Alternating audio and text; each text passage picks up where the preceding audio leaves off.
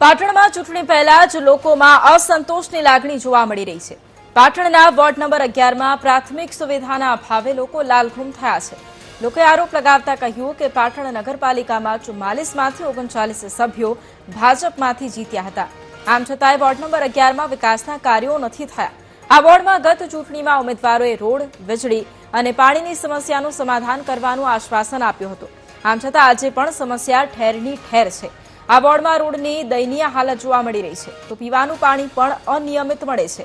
સાથે ચોમાસામાં રામનગર વિસ્તારમાં ઘૂંટણસમા પાણી ભરાઈ જાય છે। આ જ વિસ્તારમાંથી પસાર થતી નર્મદાની કેનાલ મારફતે સિદ્ધિ સરોવરમાં પાણી ઠલવાય છે, પરંતુ કેનાલમાં ગંદકી જોવા મળે છે।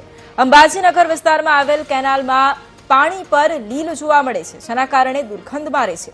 આ તમામ સમસ્યાઓ અંગે અનેકવાર રજૂઆત કરવામાં આવી અને આમ છતાંય સમસ્યાનું નિરાકરણ નથી થતું। જોવા જઈએ તો અમારો પાટણમાં વોર્ડ નંબર 11નો વોર્ડ આવે છે નગરપાલિકામાં। ઘણા સમયથી અમારા જે કોર્પોરેટર હતા પૂર્વ કોર્પોરેટર જયેશભાઈ, એમના દ્વારા ખાલી કાગળિયા ઉપર જ વાતો થઈ છે। અમારા અંબાજી નેડિયા વિસ્તાર હોય, જે રામનગર વિસ્તાર હોય કે લીલીવાડી વિસ્તાર હોય, એમાં ઉભરાતી ગટરો, સ્વચ્છતા, રખડતા ઢોરો, પાણીની કોઈ સમસ્યા નહીં, ગંદુ પાણી આવું, જે પેલા કચરા માટે જે નગરપાલિકા વાહનો મૂકે છે એ વાહનો આવતા નથી ટાઈમસર, એટલે ક્યાંક ને ક્યાંક કામ કરવામાં ભાજપ નગરપાલિકા નિષ્ફળ નીવડી છે।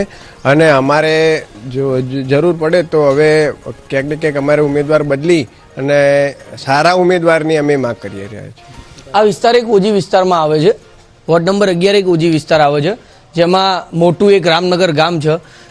આ વિસ્તારોમાં ભાજપ શાસિત નગરપાલિકા આવી એટલે પછી 70-30નો નિયમ લાયા।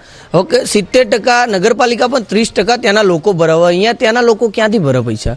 લોકો એમના ઘર વેરો નથી આપતા, લોકો ટેક્સ બધા નથી આપતા, વેરા ડબલ કરી દીધા છે, તો રસ્તા એરા નહીં બનાવી શકતા।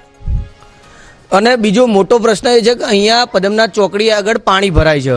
અહીંયા ચોમાસામાં તમે ચાલીને નીકળો તો ઢીચણ સમૂહ પાણી હોય છે, કોઈ બહાર નીકળી નથી શકતું। અને નહેરનો જે અહીંયાથી નહેર પસાર થાય છે ત્યાં આજુબાજુના પબ્લિક ત્યાં અંદર નાય છે, એ નહીં એ પાણી અમારે પીવાનું, એ પાણી આખા પાટણની જનતા વોર્ડ નંબર 11ની જનતા પીવો છે, તો એનો નિકાલ તમે શું લાયા?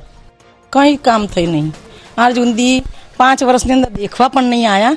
અને હમણે પણ રજૂઆત કરી કે અમારી ગલીમાં આટલું પાણી ઢીચણ સામે પાણી ભરાય છે, તમે કંઈક કરો, પણ તે પણ દેખવા નહીં આવ્યા। રોડ મંજૂર થઈ ગયો, 2 વાર થયો, પણ એક વાર એ લોકોએ મંજૂર કર્યો નહીં, અમારે ત્યાં સુધી આવ્યો નહીં, પૈસા ખાઈ જ ગયા છે। આજ સુધી કોઈ દેખવા નહીં આવ્યું। 100% પાટણની જનતાને એક તો ચોખ્ખું પાણી મળવું જોઈએ અને એમના જે રોડ રસ્તાનું છે એ કામ થવા જોઈએ અને ગટરો જ્યાં ત્યાં ગંદકી થાય છે એ બધી સાફ સફાઈ નેતાઓ દ્વારા થવી જોઈએ।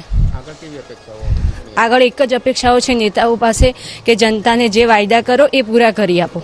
પાણી બરોબર આવતું નથી, પાણીમાં બહુ પોર આવે છે, ગટર લાઈન ઉભરાય છે, રોડ રસ્તામાં પાણી પણ ભરાય છે, પણ એમાં ચાલવાની બહુ તકલીફ પડે છે। અને પાણી ગટરો ભરાય છે પણ જોવા પણ નથી આવતા। કેટલા ફોન કરીએ છીએ પણ જોવા પણ નથી આવતા। નેતાઓ બધા આવે છે પણ 5 વર્ષથી આવ્યા છે, પણ જીતીને આવ્યા છે, પણ હજી જોવા પણ નથી આવ્યા કે તમારે શું સમસ્યા છે અને શું સમસ્યા નથી। એમ પાણીમાં પોરા કેટલા આવે છે એ પણ જોવા નથી આવતા। છેલ્લા 5 વર્ષથી ભાજપ શાસિત નગરપાલિકા હતી, તેમાં ઠેર ઠેર ગંદકી જોવા મળી, ઠેર ઠેર રખડતા ઢોરોનો પ્રશ્ન પણ જોવા મળ્યો। નેતાઓ વોટ લઈને જતા તો રહે છે પણ પાછા જોવા આવતા નથી।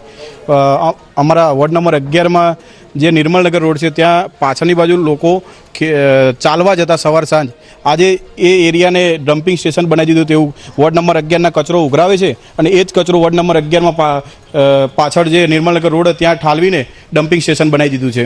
તો સ્વચ્છતા બાબતે જોવા જઈએ કે તૂટેલા રોડ બાબતે જોઈએ, ગટર જોઈએ કે રખડતા ઢોરનો પ્રશ્ન જોઈએ, તમામમાં નગરપાલિકા નિષ્ફળ નીવડી છે। નવસારી મહાનગરપાલિકાની